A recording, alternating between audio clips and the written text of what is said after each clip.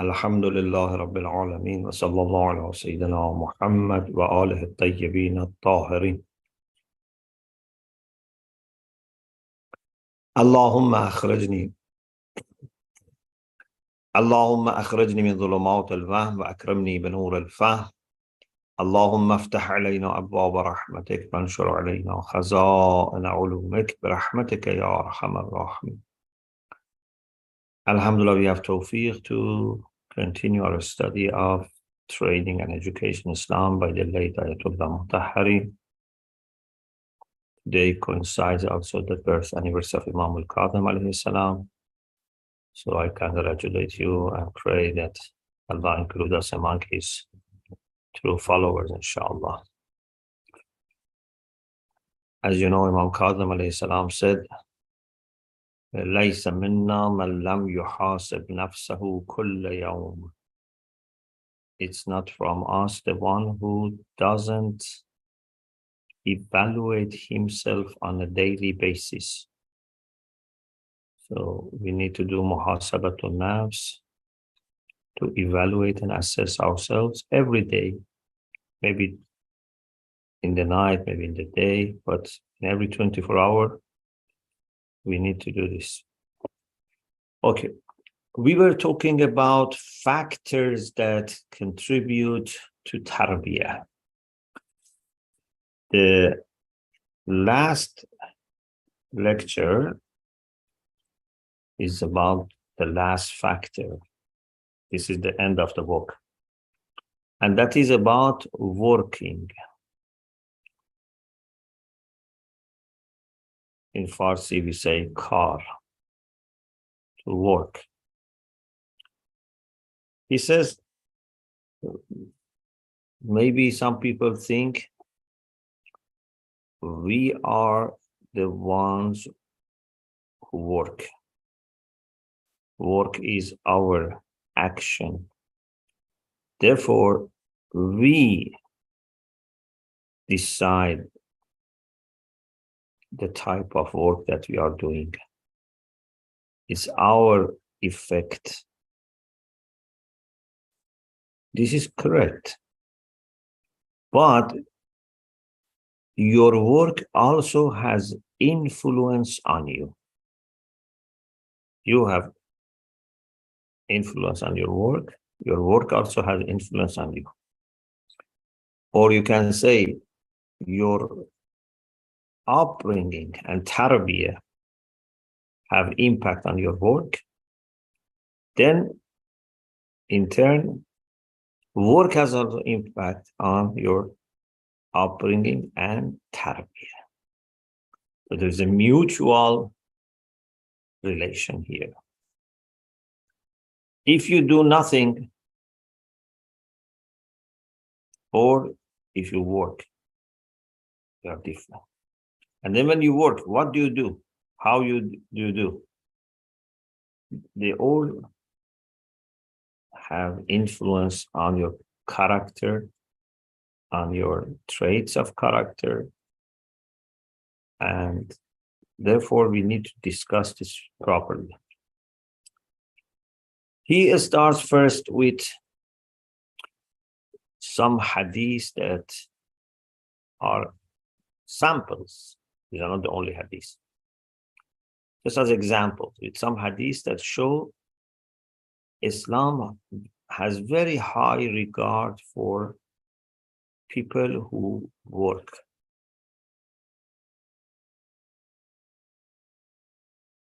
Who are not indifferent, who are not, idle, who are not dependent on others. They try their best to work and make halal earning.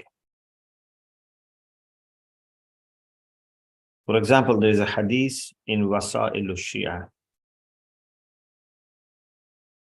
It says, truly Allah loves those who have occupation. Or the famous hadith, Al-Qaddu ala iyalih kal-mujahid fi sabilillah. Someone who works hard in order to look after his family and those who depend on him is like a mujahid who struggles in the way of Allah. Or mal'oonun man alqa kallahu ala nas. The one who puts his burden on others, just benefits from others without benefiting them, is mal'oon. It's far from mercy of Allah. Or it is said that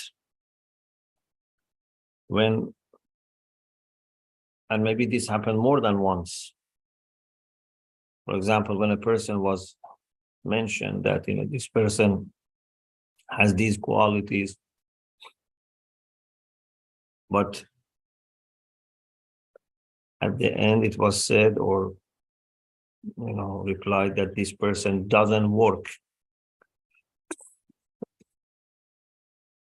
So Rasulullah said, Sakata min ayni, he dropped from my eyes. Means if he does lots of good things, but is not working, it's lazy or is dependent on others, this is not good.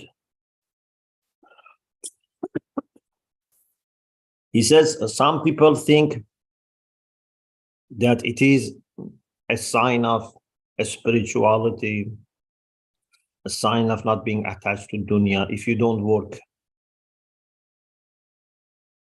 But he says this is not correct. Yes, you can choose a type of work that is meaningful, a type of work that is helping others, a type of work that is not demanding you to do everything just for the work. You have no time for family, no time for ibadah, for learning, for community. Yes, the type of work, the amount of work are very important. But the main thing is that you should work. You should not be passive. Then he tries to explain this from different aspects. One is that he says it's a duty, it's a responsibility. We are benefiting from works of many, many people. For example, he says, the book that we read, this book is an outcome or result of work of many people to make the paper, to make printers, then those who work in the printing houses, they print a book, they have to do the binding, they have to ship it, they have to put it in the bookshelves so that we buy, the people who do the delivery, many, many people. And how the paper is made, it's a long story. So many people have worked for the bread that we eat. Many people have worked. I need also to contribute. I cannot just benefit from the work of others. So maybe one aspect of the hadith which says the one who puts his burden on others is cursed, is far from mercy of Allah. Maybe one aspect is that if you benefit from the work of others in society, it's not just about someone who takes money from people, for example, without working, and or takes goods without working. It can mean also that you are not contributing to social life. Then he says, if you want to focus on tarbiyah, we don't want to talk about the economical, socio-political aspect, just about tarbiyah.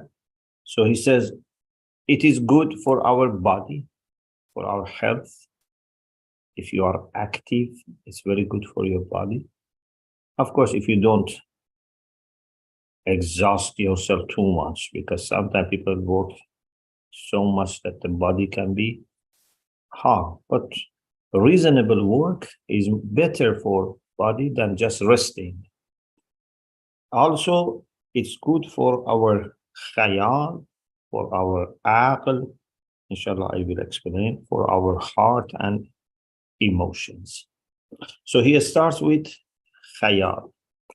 Alhamdulillah, in the series on Adab al-Salat by the late Imam Khomeini, we recently had 3 sessions on how to control the faculty or the power of khayal and imagination. One of the most destructive things in spirituality is when our khayal is left free. Sometimes you engage your mind in a structured reasoning. Fikr. This is good. You know what you want to achieve, you keep thinking about it, you put premises together to come to conclusion. This is good.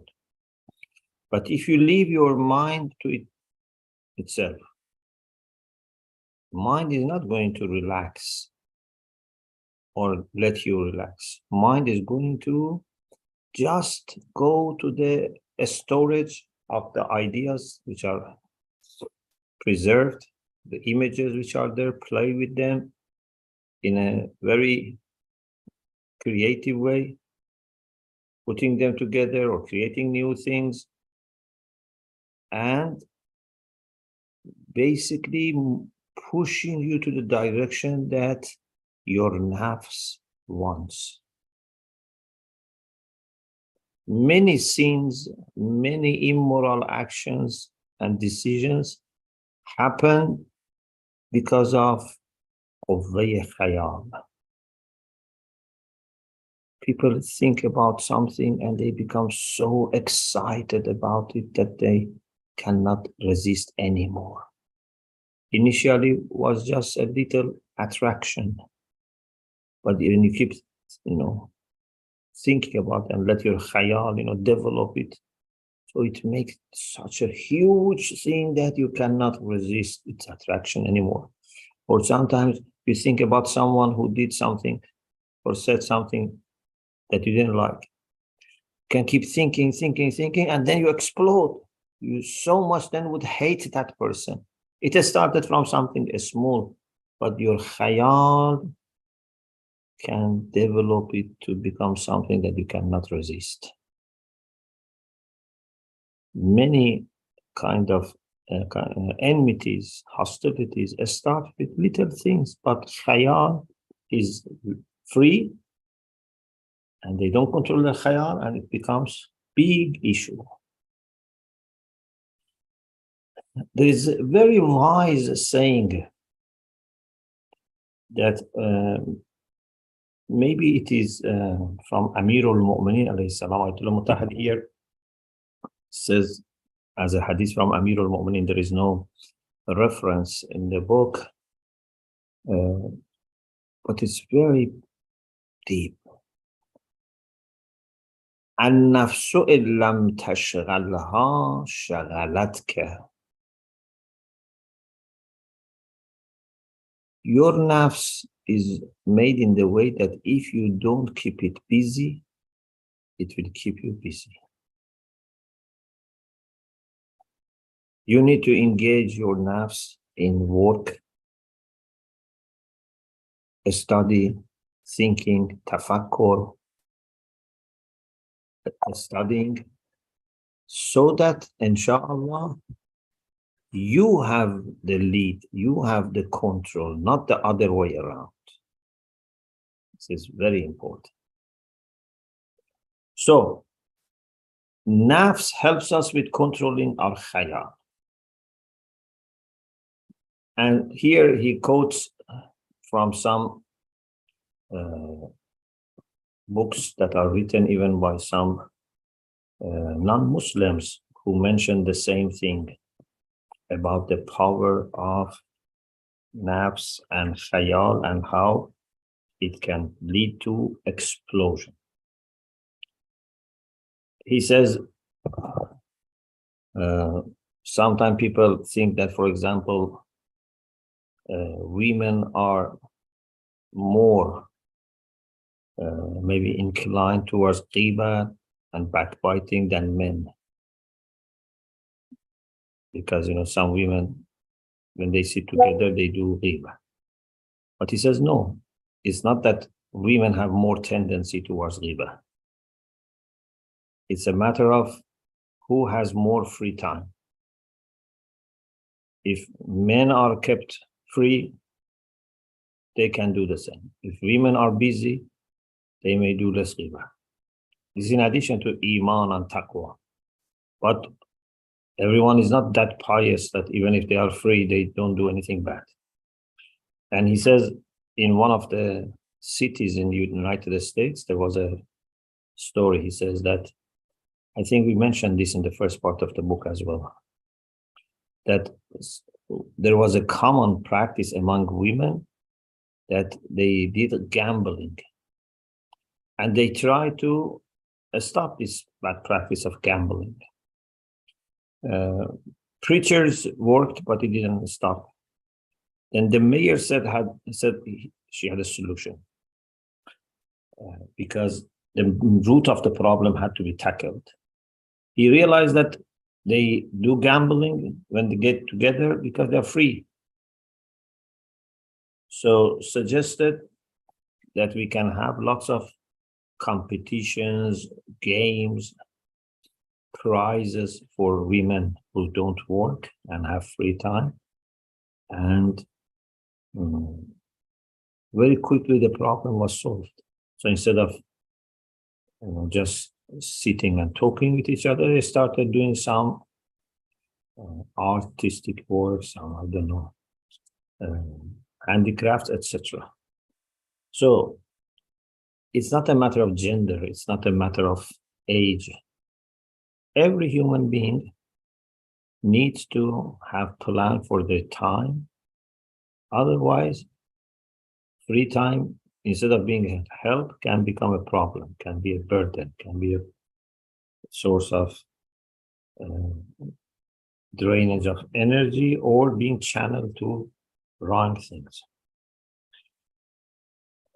Of course, when you choose the type of work, there are many factors, but one of the factors is to consider your talents, your potentials. He says, normally, if you undertake a suitable work where your interests are, your talents are, then you can give your heart to that work. Then it's very productive and very healthy. But if your interest is not there and you push yourself to go from this hour to that hour to the office, it can be very much destructive.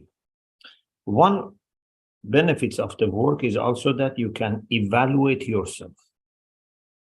As long as we are at home and doing nothing, don't engage with other people, then we don't know how patient or impatient I am, how creative or not creative, how organized or not organized I am, what are my talents, how good I am in communication, how good I am in timekeeping. So through work, we can also evaluate ourselves.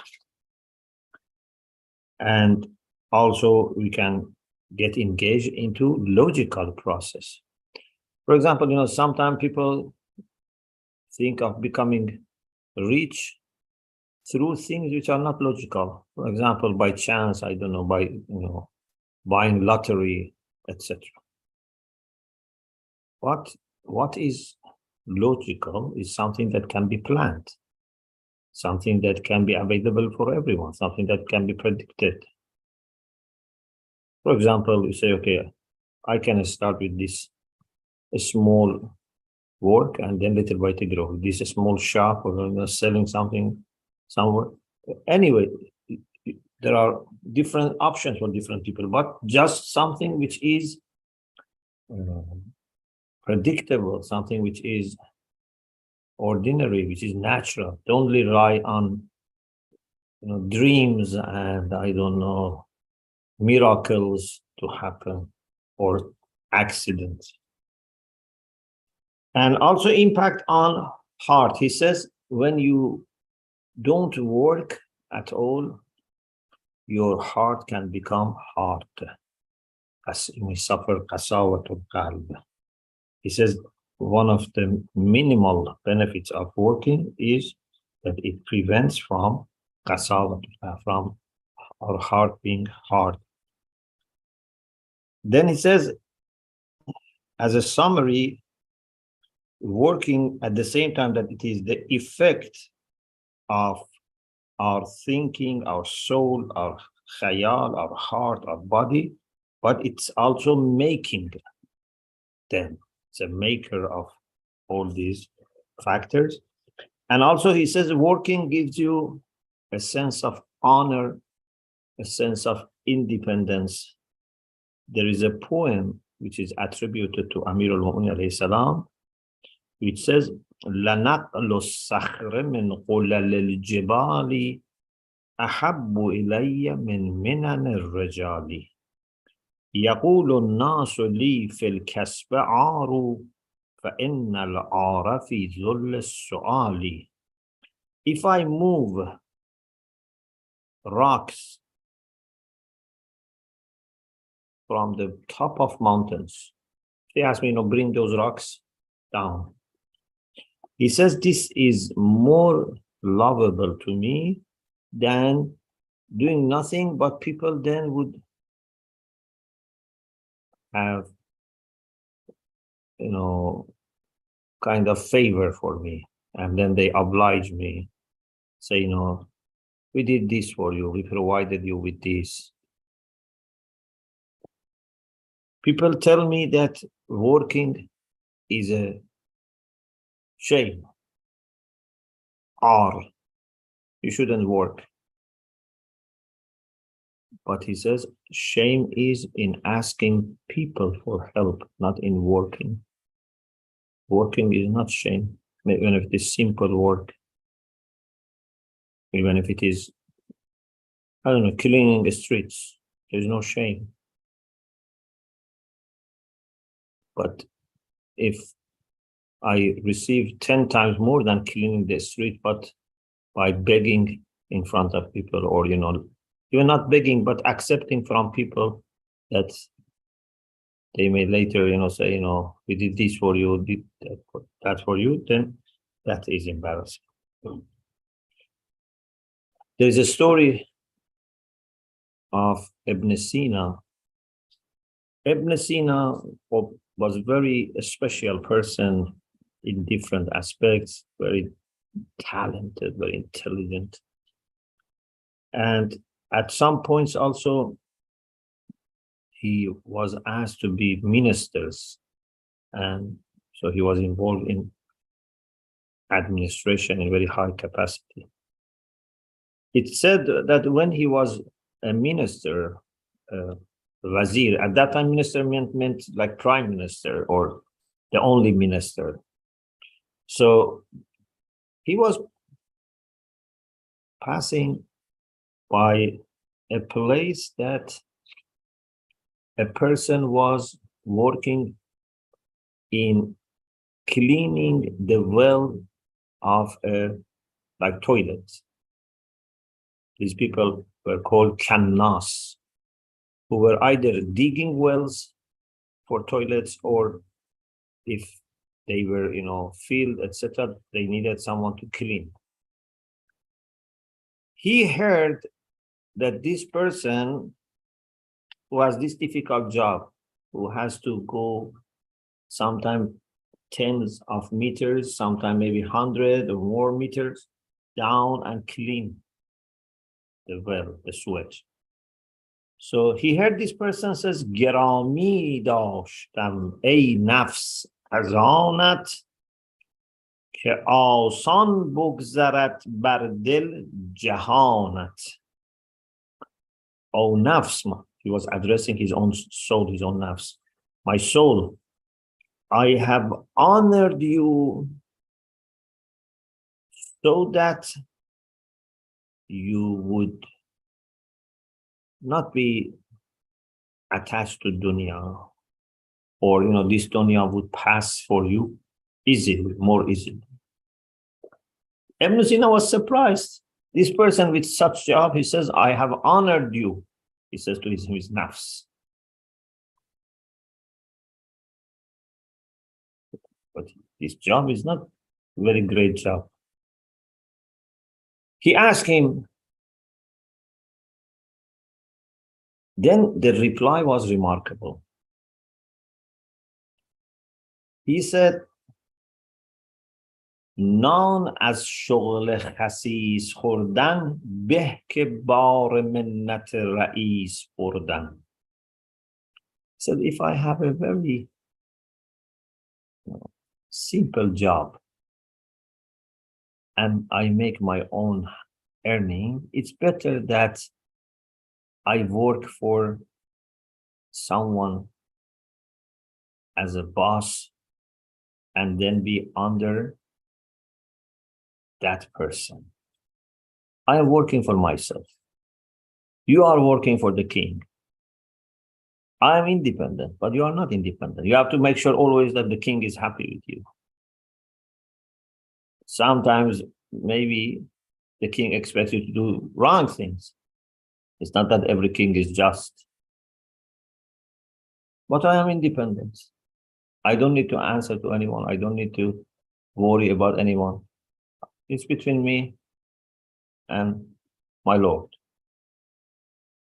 So he was surprised by this deep understanding of this person, that he finds a simple work a way of honoring his nafs, something that people who have high positions but they have to be dependent on others are deprived of.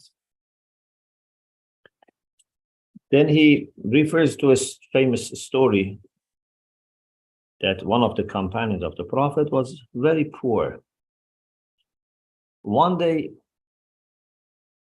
his wife told him, go to the Prophet and ask the Prophet for help. So he says, I went to see the Prophet. The Prophet was sitting and with his companions.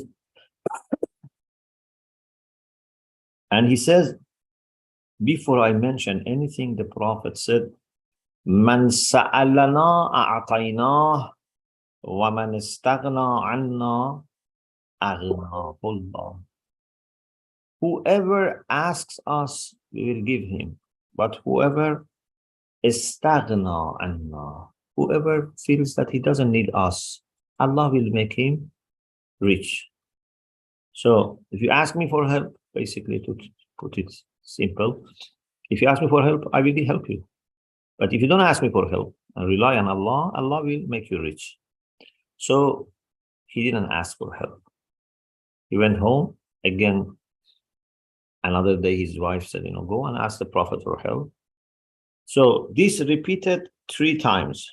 Then he realized that, no, this is a message for me. And he felt that he can do something because Rasulullah is telling him, if you don't ask for help, Allah will make you rich. So he said, let me start with something simple. To go out of the city and collect some, wood, etc. He didn't have, of course, instruments, equipment. He was very poor. So he borrowed from some people. And the first day he went and worked, he managed to sell them and make a little money. And he was very happy. Then he tried to continue.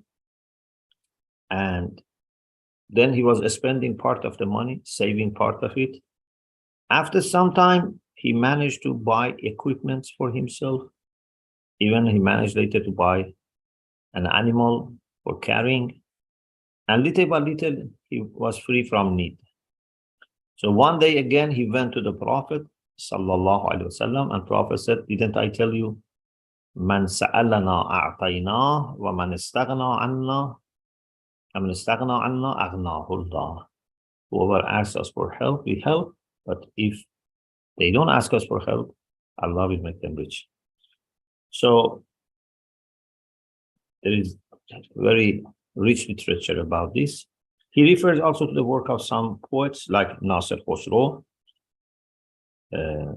about significance of work, about sayings of some philosophers like Socrates, who said that working is the capital for happiness and prosperity. And in this way, the book ends.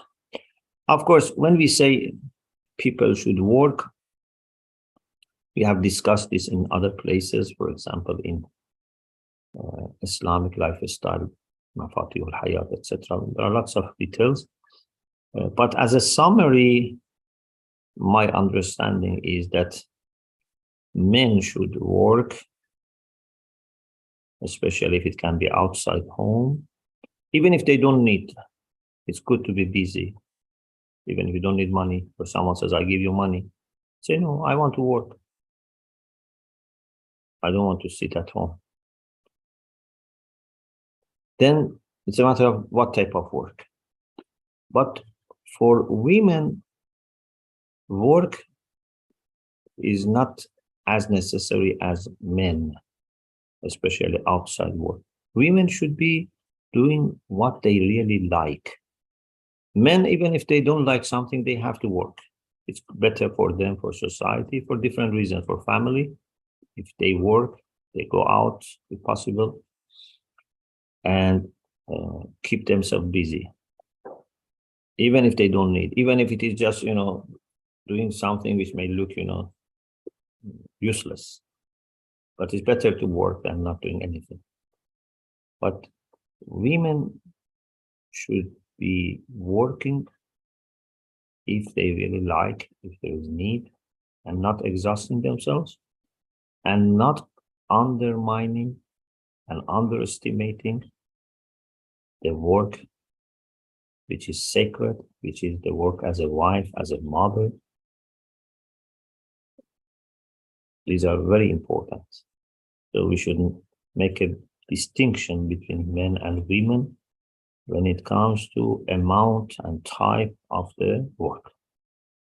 Yes, if you are able to look after your health, your education, your family, you have extra time, of course, it's great. You do something which you like, something which gives you a spiritual satisfaction as well, not just only for the sake of money. Okay, we thank Allah subhanahu wa ta'ala for being able to complete this book. We ask Allah to send His blessing to the soul of Ayatollah Mutahari and his teachers. And we pray that inshallah, all of us can be engaged in proper tarbiyah for ourselves, or help other people, especially our next generation, in their tarbiyah, inshallah. Alhamdulillah Rabbil Alamin.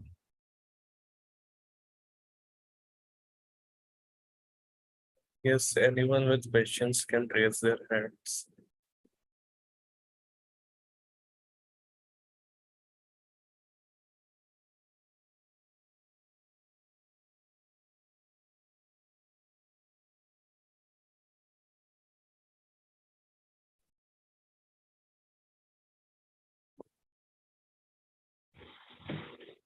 Assalamu alaikum wa rahmatullahi wa barakatuh.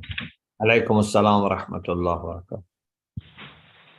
Thank you for your lecture. You're welcome. My question is that how can we recognize our potential?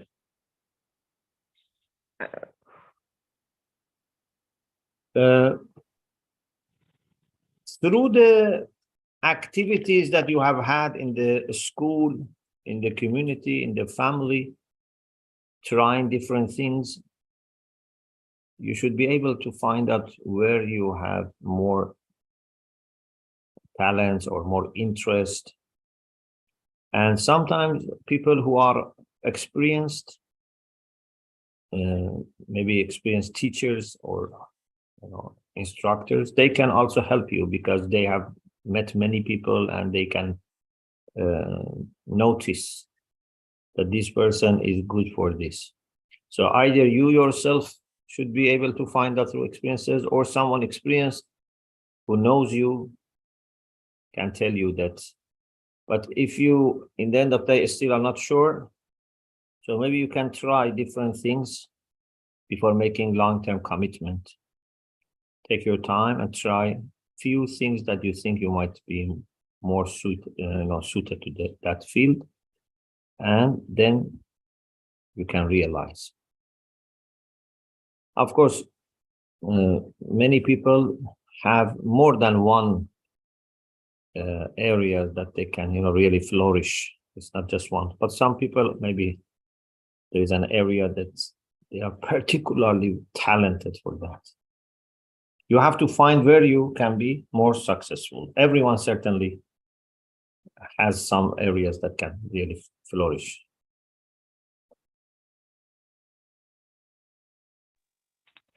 Thank you, Aga. Another question I have. Please mention your city also. I'm from Sahiwal, Pakistan. Mashallah. My other question is how important, how earning is important for a lady. Earning money. How important is yes. To make money? Yes, for a lady or a woman. Yeah. Making money was not the main concern. The main concern is to work, to be productive. Maybe you work and you don't make that much money. Maybe you do charity work. The focus was on working. Maybe you do voluntary work. Okay? So we need to work. But as I said, there's a difference between men and women in the amount and type of the work. But we need to work. The second thing is we need to make halal earning. And a little saving, because sometimes unexpected things may happen. So we should have a little saving. Not, lots of saving for, many, many years to spend, and still it will not finish. We need to have some reasonable saving. So for ladies, normally the responsibility is not upon themselves, either it's on father or husband. But if you can make some reasonable work without sacrificing your health, your spirituality, your haya, your family life, it's good to work and make some money also, and use it in the way that Allah is pleased with. But the value of every person, especially women, is much more than money. So we should not work just for the sake of money. Do something you like, do something that you think it's helping humanity, helping other people. And then on the side, some money comes and, okay, you keep that money, you use that money, whatever is needed. But to have this mentality that either I make money or I am useless, this equation is not right. This is not true. That either I make money or I'm useless. No. There are many, many things that you can do without making money, and still you can be very productive. So we shouldn't let social norms, which normally are imposed by, social media or movies, films, etc., to affect us. We do what we are supposed to do. I have extra time. I have done my learning, studies, etc. I work. I decide. I don't let society decide for me, or the culture, which is not necessarily Islamic, decide for me. If I need to work, I work. How much? I decide. Where to work? I decide, based on my values, based on my responsibilities. I am now young, I can work. Later I have children, for example, teenagers especially, they need my attention. I don't work. I decide what's the best for me, for my family, for my community, I will do it. I don't let anyone to dictate me what to do. Thank you. Thank you very much. May Allah bless you, inshallah. Assalamualaikum. Alaikum assalam wa rahmatullah. It is okay if I ask a quick question? Inshallah. Please mention I your just- city as well. Yeah, I'm from Dubai. Yeah. Yeah, and I just wanted to know regarding ruju. What is ruju in like fiqh, and what is ihtiyat wajib? Can you explain with the example? Ruju is normally used for turning from taqleed of one marja to another marja. So it can be in one mas'ala, your muqallid is Grand Ayatollah A, but in this mas'ala, you want to do ruju, means to refer to another marja. Sometimes can be for the whole taqleed, but sometimes it's just for one mas'ala. So if your marja has fatwa, you cannot do ruju to another marja Okay. unless the second marja is equal in a'lamiyya to your knowledge. Then some maraja allow, even if it is fatwa, you can refer to another marja, but condition is that must be equal in a'lamiyya. So if two marja are at the same level, you have chosen one of them. In this mas'ala, you can choose to follow the second one if they are equal in a'lamiyya, It's knowledge. in knowledge, yeah. Some allow that.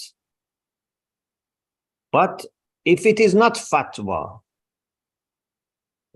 it is ihtiyat wajib, means your marja is not 100% clear that what is the Islamic ruling, so he cannot issue fatwa. But he says, as a matter of necessary precaution, as a matter of ihtiyat wajib, you should do this. Okay, when there is ihtiyat wajib, you can refer to the one who is second in a'lamiyya, not equal.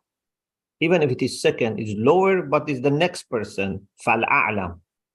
You can refer to fal a'lam, to the second person in a'lamiyya.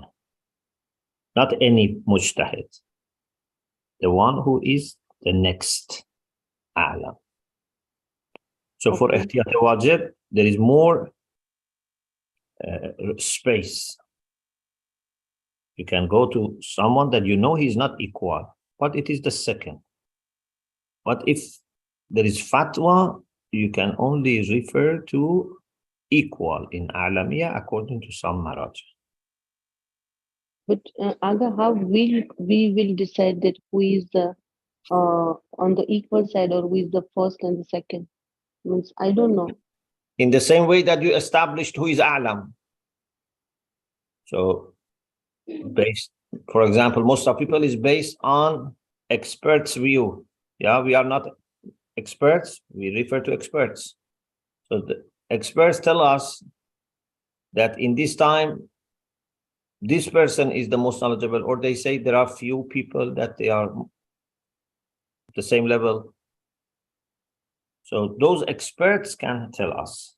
If you are not sure that the second person is equal, then for fatwa, you don't refer to anyone else. Okay. Okay, thank you. May Allah bless you.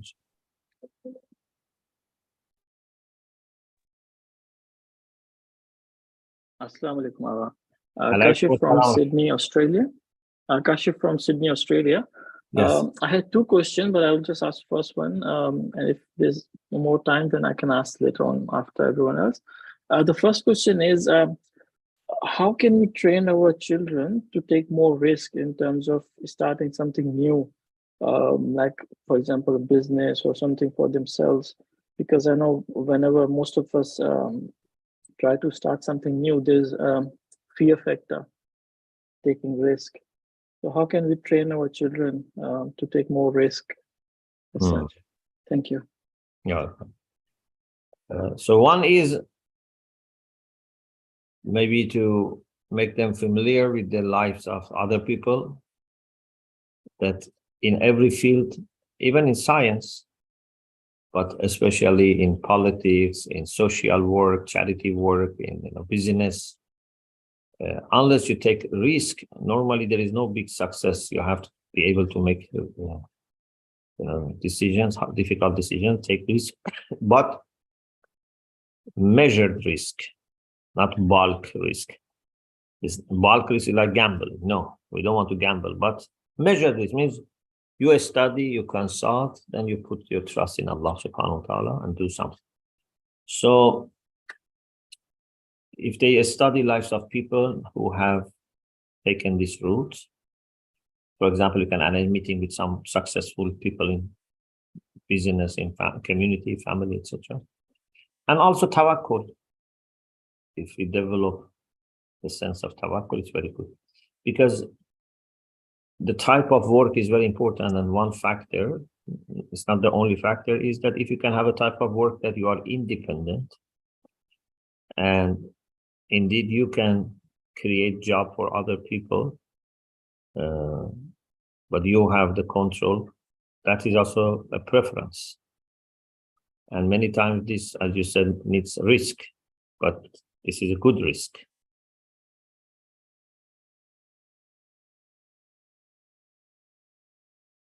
Thank you. Maybe one also introductory step can be that if someone arranges for them a kind of partnership, because at the beginning they are very afraid. So if someone who has more experience, can involve them in some projects, and then little by little they can become independent.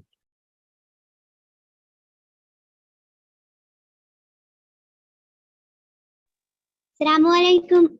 I'm speaking from Lahore, Pakistan. Alaikum assalam wa rahmatullah. And I congratulate you on the event of Eid al-Ghadir and today the Milad of Imam Musa Kazim. And I have a question. As sometimes it is difficult to complete all the tasks, but I like to do on regular basis. And if I divide these tasks on month or a week, then it made me curious about when the day will come when I will complete the specific work. So how I can overcome from this curiosity? And iltimasa dua. Thank you. Thank you. Congratulations. May Allah bless you.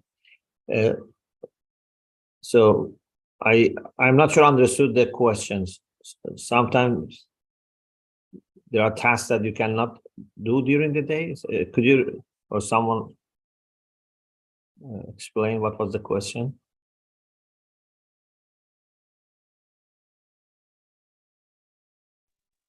Means if I have to complete 11 or 10 works in a day, but it is sometimes difficult to complete all. And if I prioritize some from them 1 or 2 or 5 tasks for a day, then other will remain. Then the other will remain will just make me curious how when I will complete this. Yeah, thank you. Thank you very much. Ahsan. Yeah, we need to be organized and plan. Planning and organizing our life is very important. So you should see how much you can do every day. You have to be realistic. If you expect too much from yourself, put too much pressure on yourself, it's not going to work in the long term. You can damage your health, you can damage your, mental capacity, etc.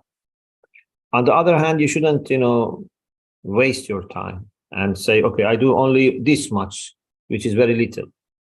So in a very balanced, reasonable way, you should target certain things for every day and try to do them. No, don't leave it for the next day. But if something really out of control happens, try to do extra next day or extra by end of the week so that you are back to the track. So planning and being organized, these are very important. Amir al-Mu'minin said, "Usikum bitaqwa Allah wa nazm amrakum wa usikum wa taqwa Allah wa nazm." He mentioned nazm right after taqwa. To be organized, to plan, are very important. So undertake some reasonable task and try to deliver it as much as possible. Don't allow too many exceptions. Don't let this be delayed as much as possible.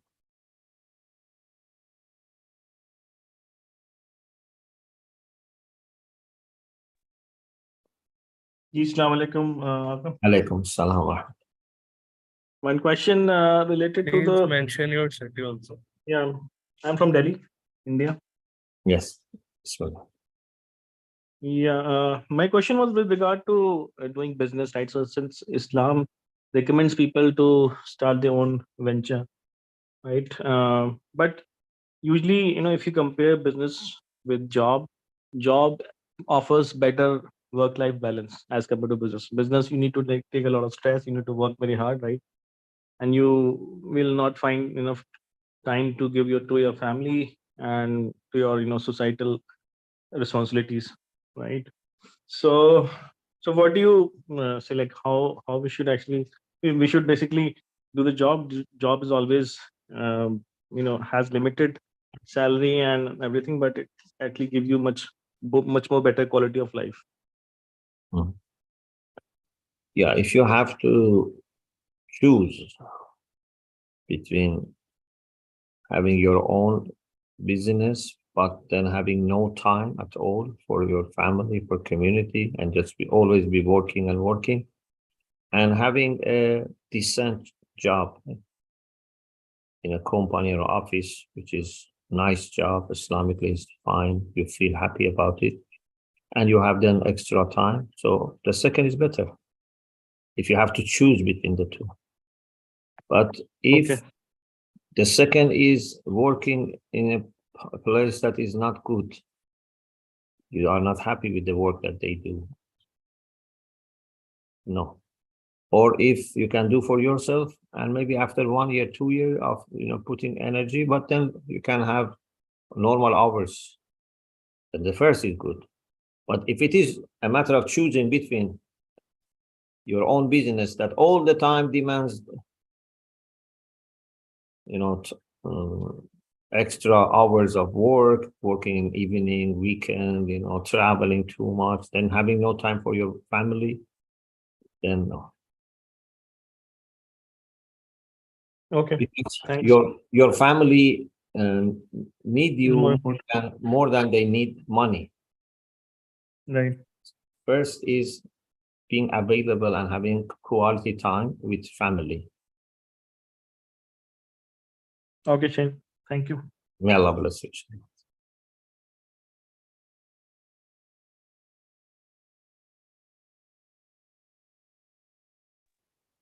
Assalamu alaikum. It's Kashif from Sydney again.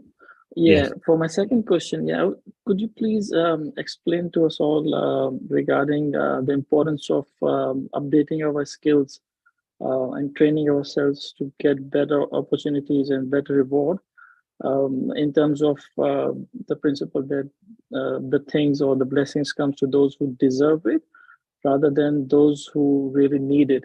Because a lot of times people think that if they need something, Allah will give it to them, rather than if they make themselves deserving by training themselves, upskilling. So please, can you elaborate on that one? Thank you. Jazakallah. Yeah, it is very interesting that at the same time that we believe Allah is Razzaq, Allah is the sustainer, we are also asked to seek rizq, talabur rizq. Yeah, it's like knowledge. Allah has oceans of knowledge, but you need to seek knowledge. You cannot say, I sit at home and he gives me knowledge. For rizq also, you need to seek rizq. You need to prepare, qualify yourself so that you can get rizq or better rizq.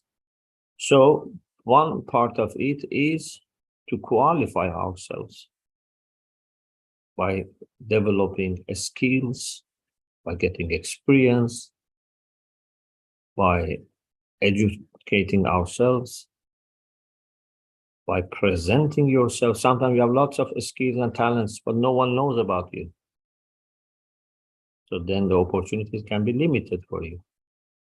So we put our trust in Allah subhanahu wa ta'ala, but also He expects us to act rationally and wisely. So if you want a good job, you pray for it, but also you try to qualify for it. You cannot expect Allah to give a job which has to be given to a doctor to you if you are not a doctor. No, I am praying hard that I become doctor in this hospital. Have you studied? Have you become doctor? Or does anyone know that you are a doctor? No, I am just praying. No, you have to act rationally, wisely, and pray. Prayer is very important, but prayer is taken seriously by Allah when you have worked towards fulfillment of that prayer.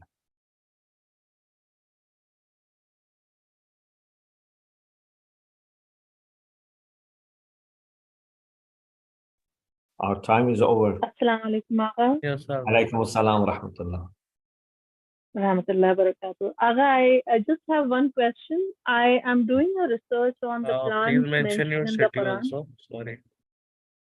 Yes, I'm calling from India, Karnataka state, Tumkur city.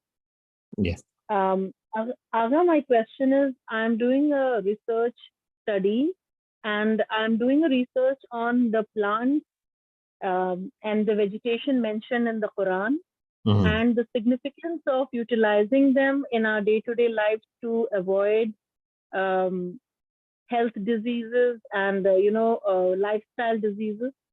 So I wanted to ask you, which books of hadith, should I refer for, to get more information on the plants and the fruits which are mentioned in the Quran? Thank you. You're welcome.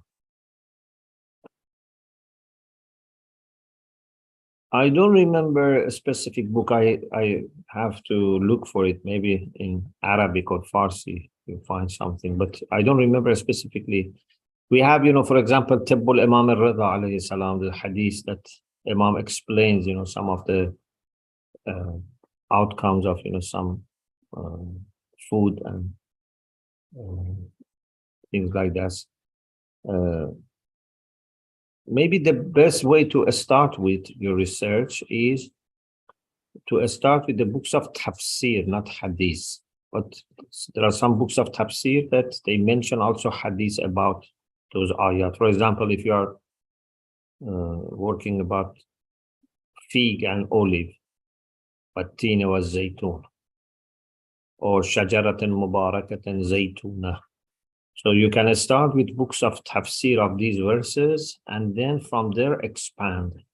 They give references to hadith, then go to those books of hadith, then you find other hadiths maybe as well. And there are also some good softwares for searching hadith. So you can use these as keywords and search and find other hadiths.